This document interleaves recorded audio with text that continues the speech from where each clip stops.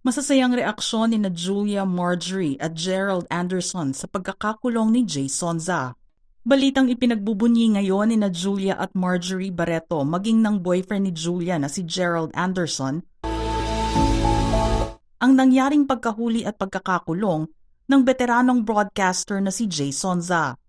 Matatandaan na ipinagkalat ni Jay noong 2020 ang di umano'y pagbubuntis ni Julia dahil nabalitaan niyang mayroong magandang paparating at mangyayari sa buhay nito.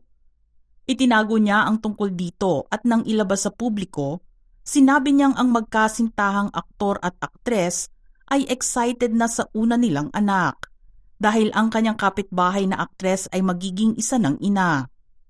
Ibinunyag din niya na ang pagkakabuo sa bata ay nangyari noong panahon ng lockdown, kaya naman agad itong inalmahan ni Marjorie Barreto at sinabing walang katotohanan ang mga nabalitang nagdadalang tao ang kanyang anak. Isaan niya itong malaking fake news mula sa broadcaster. Humingi naman ng paumanhin ang broadcaster na inakalang totoo ang nakarating sa kanyang chismis. Subalit ang paghingi nito ng apology ay tila hindi isinapuso ni Jay. May umamin kasi kaya ako na-excite. Kung ganoon man, binabawi ko ang aking pagbati. Happy and excited ako kasi may nabiyayaan ng buhay. Pasensya na kung napaaga ang aking congratulations. Itatabi ko muna ang regalo ko sa kanila. Hindi naman napigilan ni Gerald ang magkomento tungkol sa lumabas na issue at sinabing nagkalat na nga sa panahon natin ngayon ang mga fake news.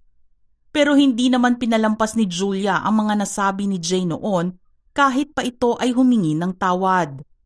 Nagsampa ito ng reklamo laban sa broadcaster at sinabing hindi niya pinapalampas ang mga ganoong klase ng bagay.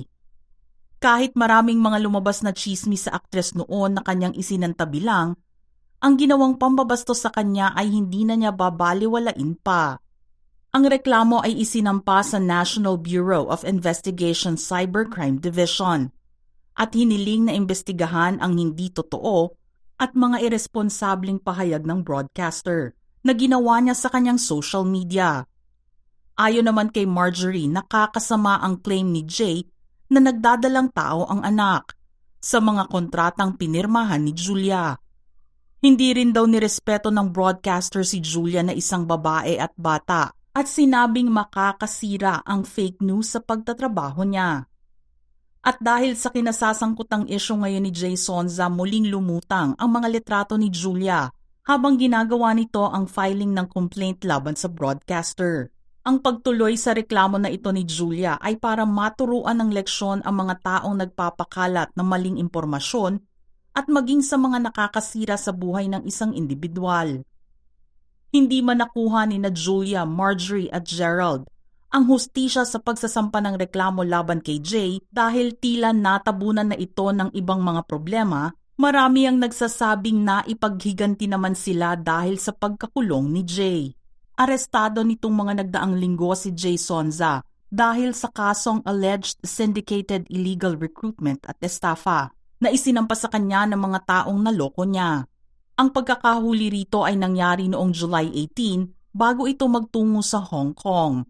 Napigilan ang pag-alis ni Jay sa mismong immigration gate. Doon na siya pinapasok sa kanilang opisina para questionin. At nang malaman na may pending estafa case pa ito, hindi na siya pinahintulutan pa na makalipad. Doon din nalaman ng BI na mayroon itong active warrant para sa large-scale illegal recruitment at iyon na rin ang naging senyales upang ma-detain ito ng BI. Matapos ang ilang linggo ay ibinigay siya sa kustodiya ng Bureau of Jail Management and Penology o BJMP at kasalukuyang nasa Quezon City Jail Quarantine Facility sa Payatas para sa mandatory 14-day quarantine period. Nasa protocol kasi ng BJMP ang temporary detention sa kahit na sino mang inmate. Ang nasabing protocol ay nagsimula sa panahon ng pandemya upang matiyak na walang inmate ang papasok sa general population ng mga bilangguan habang may COVID-19 scare. Nakilala si Jay bilang co-host ng sikat na talk show na Mel and Jay sa ABS-CBN na kalaunan ay naging partners Mel and Jay sa GMA7 kasama si Mel Tiangco. Maraming napanalunang award si Jay dahil sikat ito sa mundo ng broadcasting. Pinasok din niya ang mundo ng politika. Ilang beses itong tumakbo para magkaroon ng pwesto sa gobyerno, subalit natalo lamang ito. 2004 nang maghain siya ng kandidatura para pagkasenador sa ilalim ng Aksyon Demokratiko. Taong 2007 ay naging nominado siya ng Batas Party List. Noong 2010 naman naghain siya ng kandidatura para pagka-vice-presidente at tumakbo sa ilalim ng kilusang Bagong Lipunan Party, ngunit natalo rin. Pinamunuan at hinawakan din niya ang TV station na UNTV 37 noong 2004 hanggang 2009. Ngunit nagbago ang lahat matapos niyang magretiro sa broadcasting. Doon na siya nabansagan na dakilang troll para sa Administrasyong Duterte. Nagtayo ng sariling negosyo at iyon na ang simula ng kalbaryo sa kanyang buhay.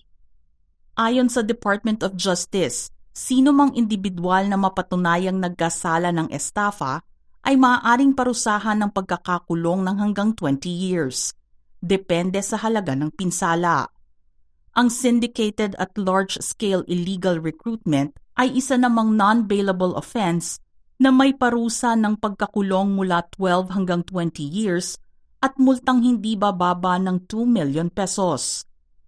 Ayon sa mga lumabas na impormasyon sa pagkakadetain kay Jay Sonza, matapos ang kanyang quarantine, siya ay ililipat na sa ibang jail facility by August 18 at walang special treatment ang ibibigay sa kanya. Mga ka-showbiz peeps, ano ang inyong reaksyon sa ating balita ngayon? Just type in your thoughts in the comments section below.